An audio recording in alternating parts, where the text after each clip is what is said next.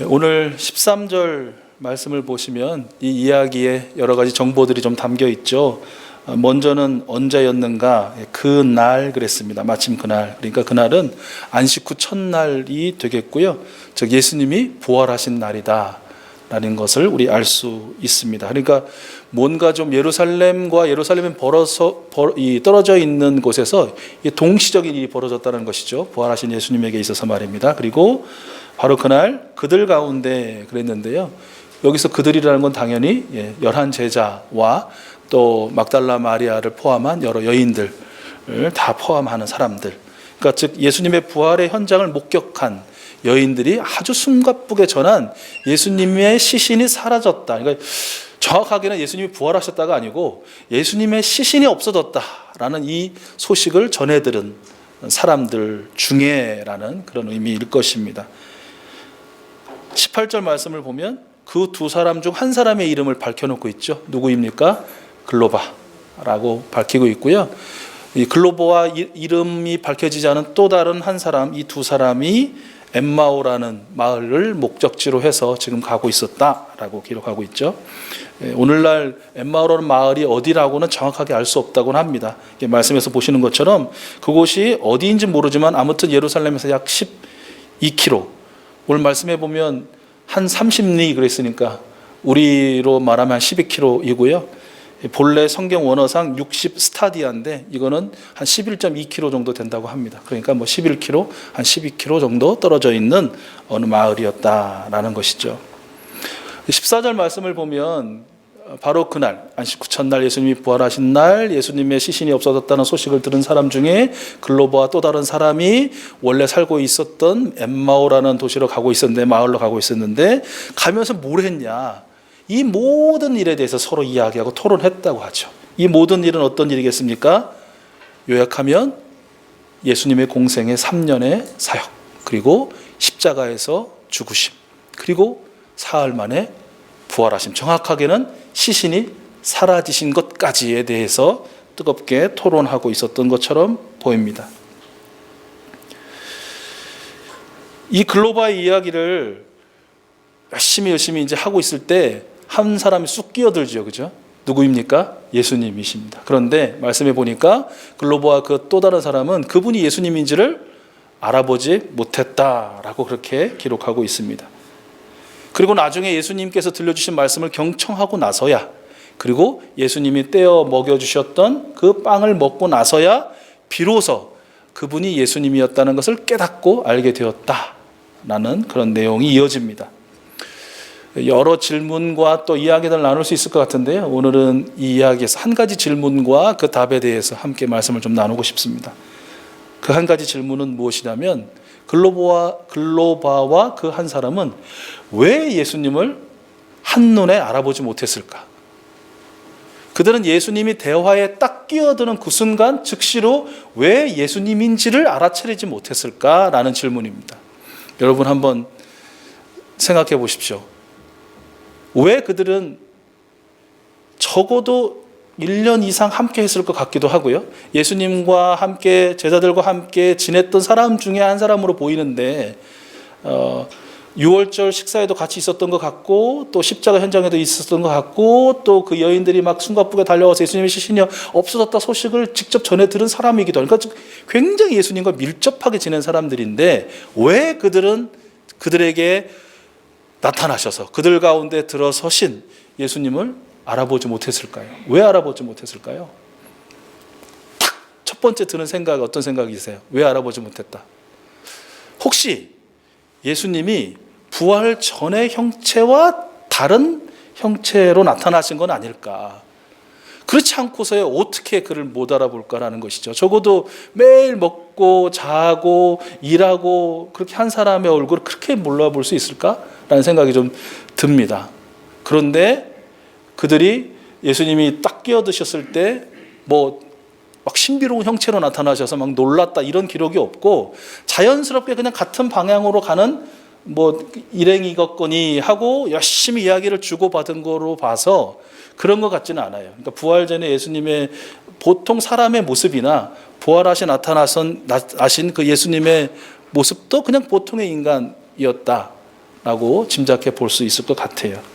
그런데 왜 그러면 그들은 예수님을 못 알아봤을까? 16절에서 그 답을 우리에게 주고 있는데, 그들이 예수님을 알아보지 못한 이유는 눈이 가리워져서라고 그래요. 눈이 가리워져서. 그러면 아시죠? 눈이 가리워졌다는 게 그들이 뭐 안대를 썼다거나 아니면 그들이 무슨 안질환을 앓고 있어갖고 사람이 누군지 못 알아봤다, 그런 얘기는 아닐 거 아니에요. 그렇죠? 그러면 도대체 눈이 가리워졌다는 것, 또 무엇이 그들의 눈을 그렇게 가리워서 예수님인 줄 모르고 그렇게 한 반나절 이상을 지날 수밖에 없었을까라는 질문을 하게 됩니다. 이어지는 17절 말씀을 보면 저희들이 한 가지 좀 이렇게 짐작해 볼 수 있는 내용이 기록되어 있는데요. 그것은 그들이 침통함 가운데 빠져 있었기 때문이다 라고 말씀하고 있어요. 그러니까 개역개정 성경을 보면요, 두 사람이 슬픈 빛을 띠고 있었다라고 기록되어 있거든요. 익숙하시죠? 두 사람이 아주 깊은 슬픔에 빠져 있었다라고 기록하는 것이, 그렇기 때문에 그들의 눈이 가리워졌던 것이고, 그렇기 때문에 그들 가운데 다가오셨던, 대화하셨던, 함께 먹고 마셨던 예수님을 알아보지 못했다라고 설명하고 있다는 것이죠. 이 나름대로 한번 여러분도 마찬가지겠지만 이들을 위한 변명 겸 해석을 해보자면 그런 거예요. 여러분, 이 어떤 자신과 민족의 메시아, 이들이 지금 이야기하고 있잖아요. 그죠? 그분이야말로 진짜 우리의 구원자, 메시아인 줄 알았다라고 고백하는 것처럼, 그렇게 정말 랍비 중에 랍비요, 뭐 이 견줄 랍비가 없는 최고의 스승, 또 최고의 선생님, 최고의 지도자로 여기고 열심히 따랐습니다. 자신들에게 있어서 자신들의 장래를 정말 책임져 줄 만한, 영원토록 어떤 행복을 누리게 해줄 만한 사람으로 여기고 그렇게 철저히 순종하고 순복했던 사람입니다. 그런데 바로 그 스승이, 그 선생님이, 그 지도자가 너무너무 허무하게, 이거는 뭐 어떤 상상하고 어떤 어떤 단계를 밟은 게 아니라 갑작스럽게 급전직하하는 것처럼 치욕의 십자가에 달려 한순간에 그냥 죽어버렸다. 아마 믿고 따랐던 사람이 갑작스럽게 사라져버린다든지, 갑자기 죽음을 맞이한다든지, 갑자기 이 자신을, 나를 떠나버린 경험이 있는 분이라면 아마 어느 정도 약간 상상을 해볼 수 있을 것 같아요. 그 충격이라는 것 말입니다. 그 죽은 것도 참 힘들어 죽겠는데 시신도 없어졌다고 하는 소리까지 들으면 굉장히 어떤 일종의 배신감도 들 거 아니에요. 뭐 슬픔과 좌절과 절망은 물론이고 일종의 배신감까지 들었을지 모르겠어요. 그들에게 있어서 이 정신적인 충격이라는 것은 굉장히 강했던 것으로 보이고요. 그래서 그들이 침통함과 깊은 슬픔에 빠져들게 했고요. 다시 살아나겠다는 말씀을 몇 번 하셨음에도 불구하고 그 말씀도 기억 못하고, 그리고 정말 살아나셔서 바로 지금 나와 함께, 우리와 함께 계신다라는 건 아예 그냥 상정조차도 하지 않았다라는 것이죠.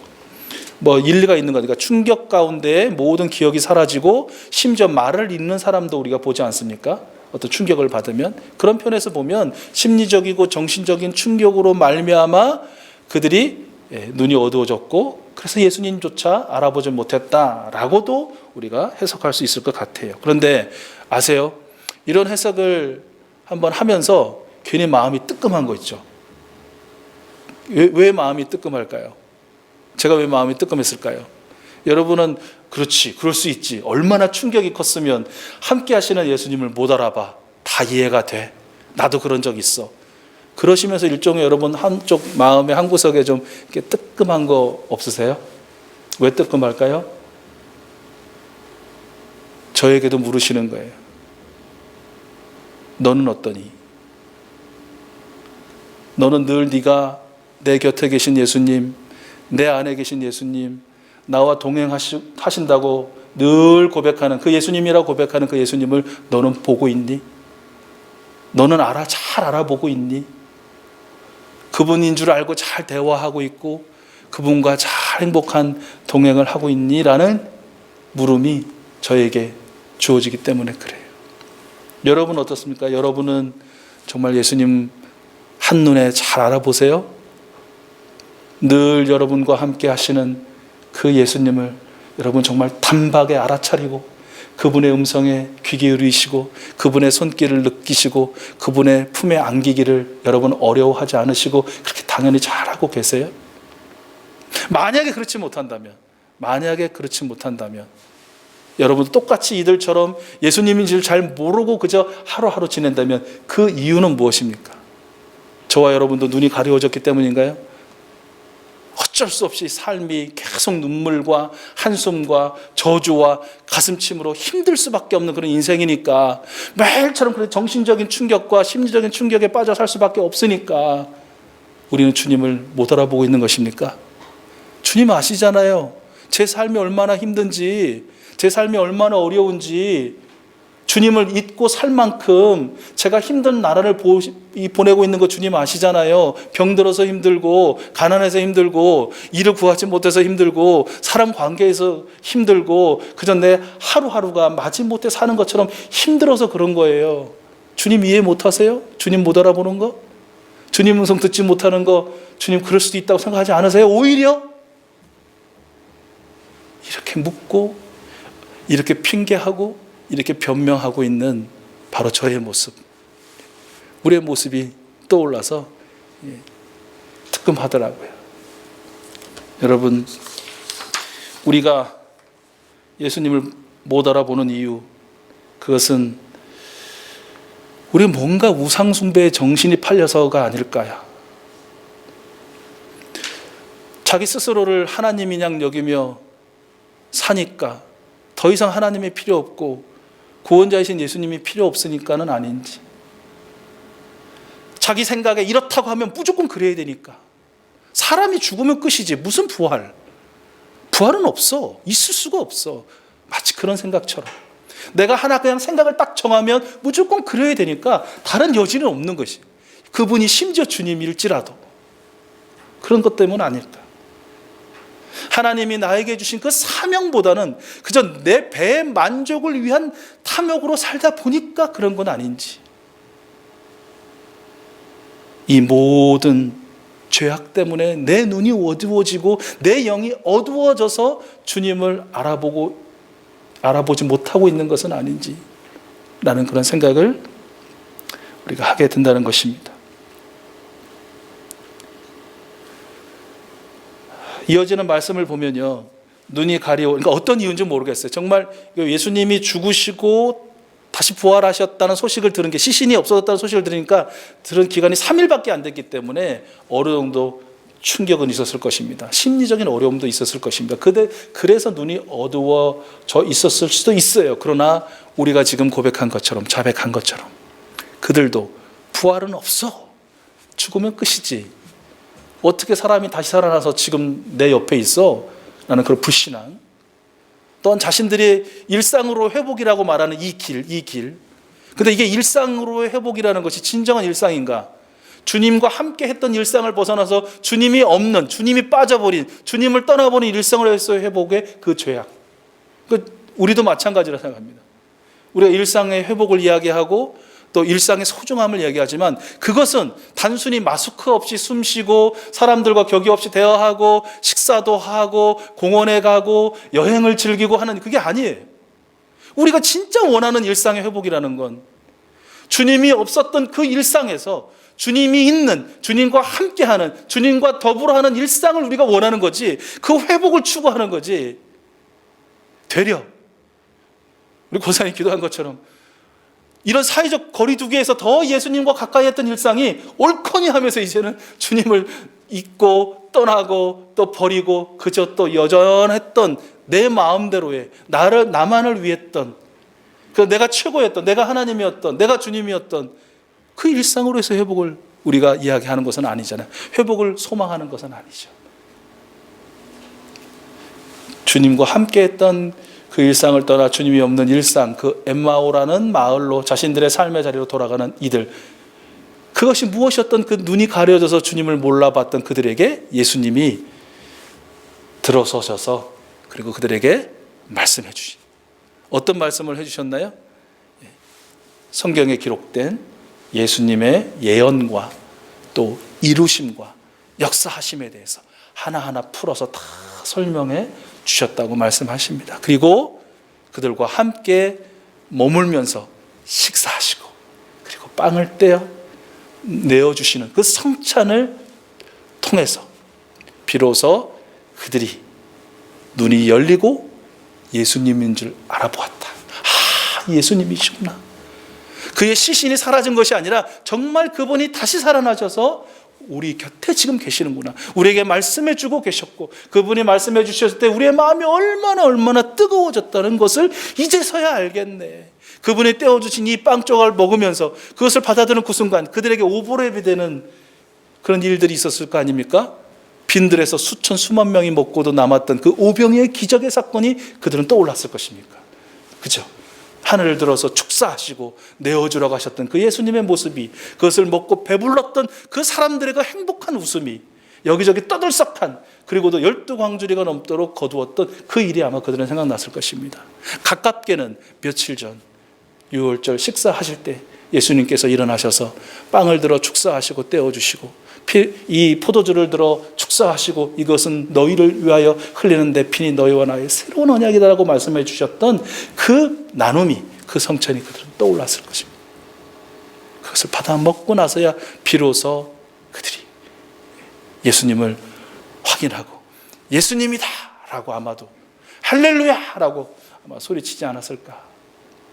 바로 그 순간 예수님은 저들에게 확인시켜 주신 후에 즉시로 사라지셨다라고 이렇게 성경에 기록이 되어 있는 것이죠. 여러분, 우리의 눈이 어두워지는 것 여러 가지 이유가 있을 수 있습니다. 여러 가지 사유가 있을 수 있습니다. 주님이 아십니다.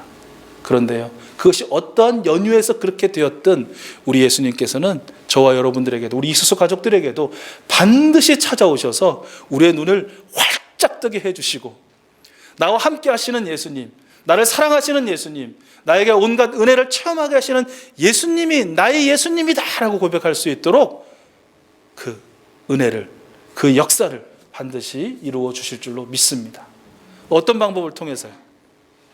똑같이 두 가지 방법을 통해서라고 저는 생각합니다. 첫 번째는 성경 말씀을 통해서입니다. 성경 말씀을 통해서. 여러분, 성경 말씀을 보지 않고 듣지 않고 예수님이 내 곁에 계시다는 것을 확인할 수 있는 방법이 없어요. 구약 성경을 통해서 오실 예수님, 신약 성경을 통해서 오신 예수님, 그리고 요한계시록을 통해서 이제 곧 다시 오실 예수 그리스도님을 우리가 보고 듣고 느끼지 않고는 그 예수님이 나와 함께 하신다는 것을 우리가 알아볼 수가 없는 거예요. 경험할 수가 없는 거예요. 그래서 우리 익수수 가족들이 어떻게 합니까? 매일 아침마다 일정 분량의 성경 말씀을 보시고 읽으시고 묵상하시면서 그날 하루도 하나님이 선물로 허락해 주신 새로운 날인 오늘 하루도 예수님이 나와 함께 하신다. 예수님 감사합니다. 예수님 사랑합니다. 예수님 제게 축복해 주시고 은혜 주셔서 감사합니다 라고 힘있고 능있게 승리하는 그 하루를 살 수 있게 되는 것입니다. 만약 그 과정이 생략된다면 예수님이 내 곁에 계심에도 불구하고 예수님 어디 계셔? 이렇게 되는 것이죠. 예수님이 계속 내게 말씀을 해주심에도 불구하고 예수님은 나한테 절대 말씀을 안 들려주셔. 이상해. 다른 사람은 들었다는데, 다른 사람들한테 들려주셨다는데 왜 나한테는 한마디 말씀도 안 들려주셔라고 하게 되는 것이죠. 남들은 예수님의 은혜가 어떤지를 경험했다는데 나는 왜 못 경험해? 예수님은 나를 떠나셨나 봐. 이렇게 되는 거죠. 그래서 계속해서 권면하고 부탁드리는 거예요. 예수님 없이는, 하나님의 말씀 없이는 늘 우리는 연약함과 우리의 죄성 때문에 눈이 어두울 수밖에 없는 존재이기 때문에, 곁에 계셔도 못 알아보는 그런 존재이기 때문에 보시라 말씀을, 들으시라 성경을, 묵상하시라 우리 예수님의 그 놀라운 행적을 이렇게 권면하는 것입니다. 여러분, 혹시 내가 바로 그 사람이다, 글로바와 같은 사람이고 그와 동행했던 사람이라고 느끼시걸랑 그건 다른 이유 없을 겁니다. 아마도 말씀이 내게 주어져도, 뭐 이를테면 우리 아침에 카톡에 말씀이 딱 올라와도 하루가 지나서 확인하는 분도 계실 것일 것 같고, 또 바로 확인만 하고 올라왔군 이런 분도 계실 것 같고, 그런 분들은 어려워요. 예수님 경험하기. 그러나 말씀을 보고 성경을 펴서 읽고 또한 그 말씀을 묵상하고 아주 간단한 것이지만 당연한 것이지만 남들이 보면 뭐 그게 대단할 거라고 뭐 은혜 받았다고 이런 걸 나누어라고 할지 몰라도 그러나 내가 경험한 하나님, 나에게 말씀하시는 우리 주님, 내게 너무 소중한 내 눈을 밝히 뜨게 만드는, 그래서 주님을 보게 하고 하나님의 나라를 보게 하는 그 말씀의 은혜를 간단하게도 나누는 바로 그분들이야말로 그 하루도 사랑하시고 역사하시고 은혜를 베푸시는 우리 주님을 경험하게 되는 것이죠. 여러분, 그 몇몇 분만이 아니라 아니지 또 목사가 또 이렇게 단정한다고 예수님 왜 그렇게 예수님이란다 지가 막 헷갈려요. 지가 예수님인 줄 알고 목사님 왜 그렇게 단정하세요? 우리 익수수 가족들은 한 사람도 안 빼놓고 다 이러고 있어요. 우리 예수님을 늘 경험하고 있고 예수님과 동행하고 있어요. 목사님이나 조심하세요. 뭐 이렇게 말씀하실 분도 계실 수 있을지 모르겠는데 혹시나 기우로 말씀드립니다. 좀 답답하고 좀 눈이 어두워져 있고 예수님 함께 하심이 좀 의심스럽고 힘든 분이 있다면 하나님의 말씀을 펴서 읽으십시오. 읽는 게 어려우면 요즘에 어플들 뭐 이런 거 많은 재료들 있잖아요. 들으십시오. 그리고 잠시라도 그 말씀을 읊조리십시오. 되새기십시오. 되새김질을 해보십시오. 그럴 때 바로 여러분 바로 그 한나를 승리하게 하실 온갖 귀하고 좋은 하늘의 은혜들이 여러분들 심령들 가운데 부어질 줄로 믿습니다. 두 번째로 또 눈이 밝아진 방법이 있었잖아요. 그것은 뭐였습니까? 예수님의 식사자리에 참여하고 그리고 성찬에 참여하는 것이죠. 성찬이라는 것이 단순히 뭔가 기념식 또는 예식이 아니라 정말 이렇게 우리의 눈이 밝아지는 시간이고 또 우리를 위하여 살과 피를 내어주신 예수님 그리고 함께 하시는 예수님 이제 곧 나를 영원한 하나님 나라의 왕으로 왕자들로 우리 공주들로 주인으로 맞이해 주실 우리 예수님을 체험하는 그런 시간이라는 것이죠. 그래서 우리 교회는 할 수 있으면 한 달에 한 번씩 꼭 하려고 하고 이게 지금 이런 상황이라서 못하고 있는 것이 매우 안타깝지만 하려고 하고 있는 것이죠. 왜 우리가 공동 식사를 합니까? 어렵게 우리 권사님들 애쓰셔서 막 음식을 마련해 가지고 오시고 때로는 막 구입도 해갖고 오시고 해서 왜 우리가 식사를 하지요? 그 자리에 바로 예수님이 함께 하시고 그 공동의 식사 자리에 함께 하시는 예수님을 우리가 경험하고 또 성찬을 통하여 우리의 위하여 사랑하시는 우리를 여전히 오늘도 자신의 몸을 내어주시면서 우리를 사랑하시는 그 예수님을 우리가 다 같이 함께 경험하기 때문이다라는 것이 우리 눈에 밝혀지는 시간이 되기 때문이다라는 것이죠. 오늘 오신 분들 당분간 공동 식사는 못합니다. 우리 7대 예방 수칙에 들어가서 공동 식사는 못하지만 그래도 공동 식사하는 마음으로 드시라고 교회에서는 이렇게 빵하고 그러면 포도주를 드려야 되는데 포도주는 못 드리고 빵하고 우유 이렇게 드릴 텐데요. 그걸 드시면서 우유를 포도주처럼 드세요. 이따가 드시고 우리 온라인 예배 들으신 분들은 댁에서 그냥 준비하셔서 드셔도 되는데 드실 때 그것을 빵과 포도주로 여기시고요. 우리 주님이 허락하시는 그와 함께하는 공동 식사로 여기시고요. 함께하지는 못하지만 그런 마음으로 그것에 임재하시는 예수님 그것을 통해서 우리 눈을 열어주시고 우리 서로를 바라보게 하시고 서로를 축복하게 하시고 주님의 그 사랑의 어떠함을 또한 전할 수 있는 능력을 덧입혀 주시는 그 예수님을 경험해야 하는 것이고 오늘도 경험하실 줄로 믿습니다. 말씀을 정리하겠습니다. 우리의 연약함과 우리의 죄악은 우리의 눈을 멀게 해서 주님을 보지 못하게 하지만 우리 주님은 십자가의 은혜로 우리의 죄악을 용서하시고 말씀을 통하여 우리의 눈을 열어 주님을 보게 하십니다. 매일 성경 말씀을 묵상할 때에 우리의 마음이 뜨거워지게 하시고 성찬과 공동 식사를 할 때에 우리의 눈을 밝히 여셔서 나와 우리와 열방과 온 생명과 함께 하시는 우리 주님의 그 사랑이 얼마나 크고 놀라우신 것인지를 경험하게 하십니다.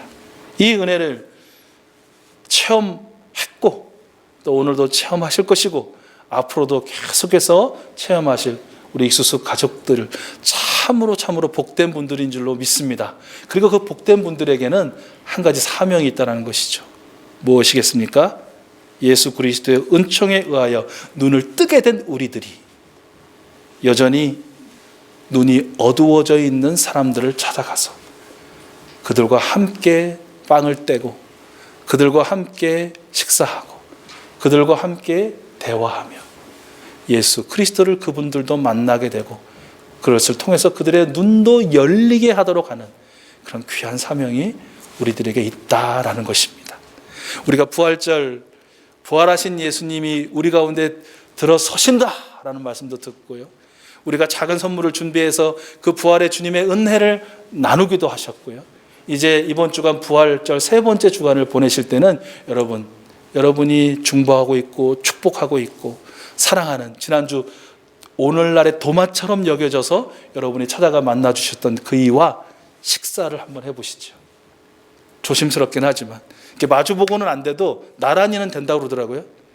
마주보면 서로 튀는데 이렇게 나란히는 괜찮다고 하니까 한번 여러분 우리 주님께서 그 자리에 임재하셔서 나의 눈을 밝히 열어 주님을 보게 하신 것처럼 그의 눈도 밝히 열어 우리 주님을 보게 하시고 그 주님을 마음에 모셔드리는 그런 역사를 이루어 주시리라 라는 그런 확신을 가지고 그런 기대를 가지고 그리고 내게 주신 사명이 바로 그것이다라는 것을 여러분 한번 깊이 생각하시면서 그 실천을 해보시면 좋겠습니다. 이번 한 주간도 이 기쁨과 감격과 즐거움의 증인으로 승리하시고 또 하늘 행복을 누리시는 우리 모든 익수수 가족들 될 수 있기를 축원합니다.